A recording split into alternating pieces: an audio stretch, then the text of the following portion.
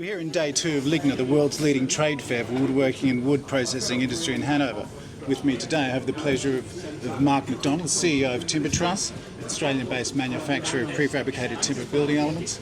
We have Ola Linth, Managing Director of Randek International, and also Jason Rains, Australian Managing Director of Randek too. So welcome and thanks for being part of this interview. So, Mark, I'd like to briefly ask you, since the opening of the cryo facility in 2021, how has Timbertruss evolved its priorities in terms of the types of products you're focusing on, shift in response to builder demand or broader market pressures? Yes, great question. Oh, look, the core capability is trusses and frames, and we certainly are focusing on those, but also offering a broader range of products that includes cassettes, posies, and also a next generation pre-clad capability, amongst others. So, but the key focus is obviously supporting our great customers in realising a great dream being put together for mum and dad. So, in many respects, the original, if you like, plan you started out with, that has evolved over the last few years or so. Is that fair? Oh, definitely. Yeah. The plan's gone really well. With the support of great suppliers, amongst those include Ola and the Randek team. They've been outstanding for us. Very good.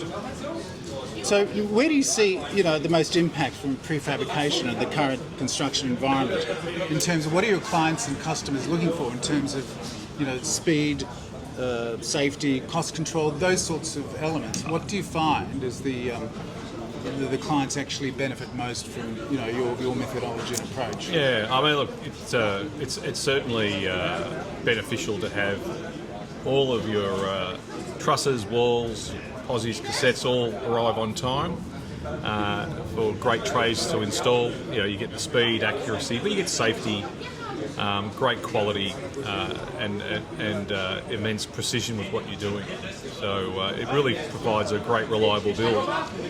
So, in some respects, was it a lengthy process to educate builders to more, if you like, embrace these prefabricated elements, or was it? Oh, the education definitely predates me. So a lot of great people working with our wonderful customers to realise greater adoption of prefabrication.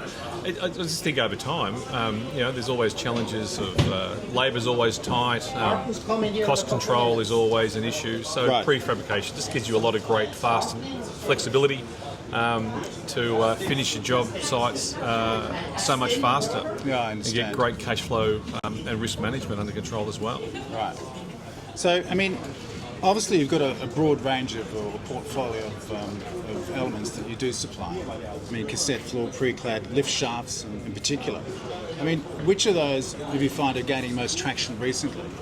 Look, they always spring around with demand, always varies, but you do find a lift shaft project would be quite a defined activity, would take quite a while to work with our customers to design and work through that project.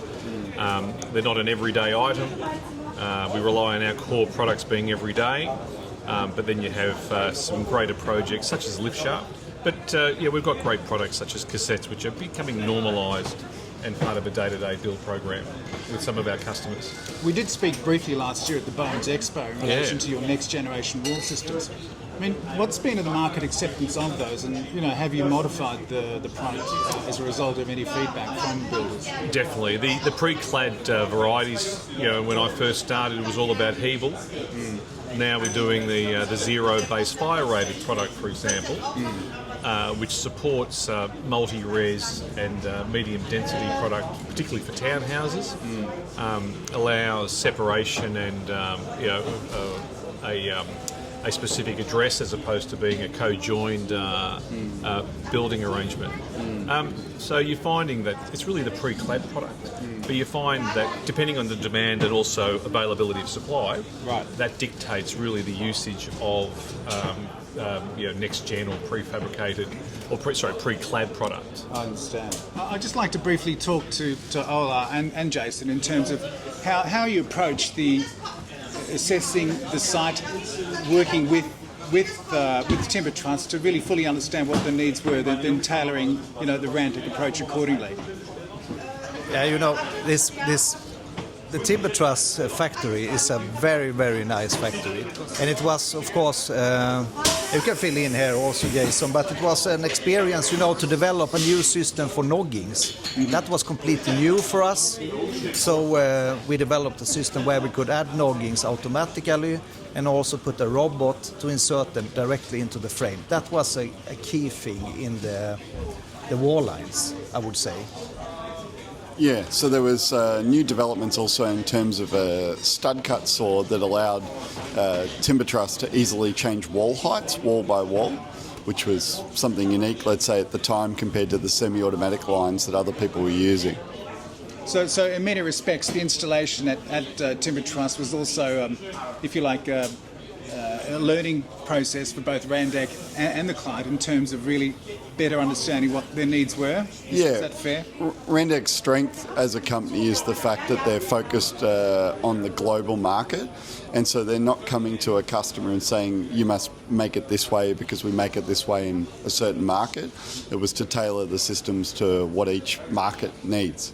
So in many respects, that, if you like, underscores the Randek philosophy in terms of working, collaboratively with the client to better understand what their production and if you like, business processes are, and then altering your manufacturing equipment to suit that. And then taking existing production lines and adding additional equipment, or even like in the space of floor cassettes, Randek's recently developed a new system based on customer feedback that's, two new systems that are more affordable and are more meeting the market, let's say, where they are. Like a lot of companies now in Australia are looking to make floor cassettes, but they don't necessarily have a super high production volume today. So that system's designed that someone can start with a relatively low investment and then scale it up as the market grows. Right. Mark, I'd like to briefly cast back to you. Since the arrival of this, this level of automation, in terms of the skills base required to use it, the impact on health and safety, efficiency, and all those sorts of metrics, if you like, how has your processes altered, and what have you distilled from all those learnings?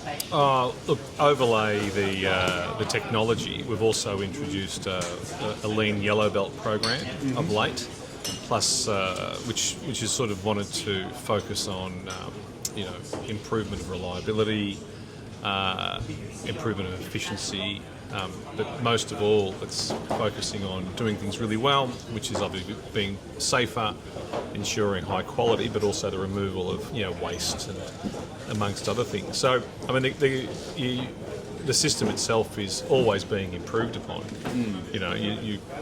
The way it was installed and the way it's being run today will be probably very different because you're learning more and more and you're introducing more change and improvement. And that's just very normal in any operational manufacturing environment. And our Corio site and any other site would be always constantly evolving and improving.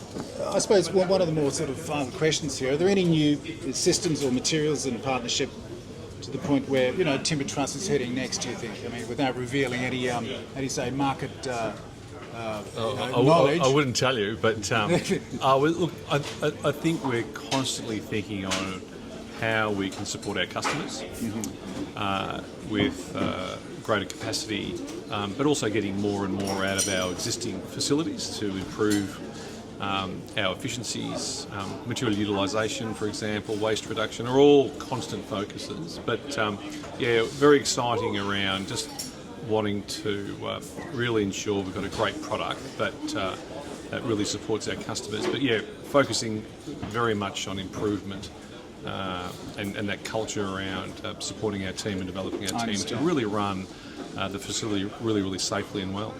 I understand.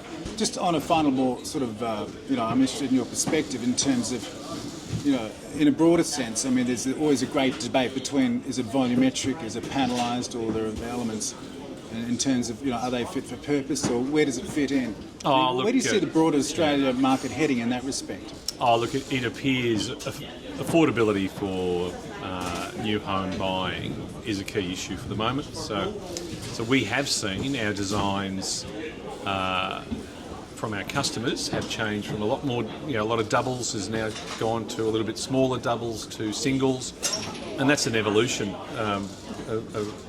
that will be linked to, say interest rates or the cost of building, for example, amongst others. So, but a timber truss is geared, and the whole Australian market, they're geared to support detached homes or medium density or multi-res. So, the equipment we've got can actually do everything. So you can support all market channels and meet all customer needs.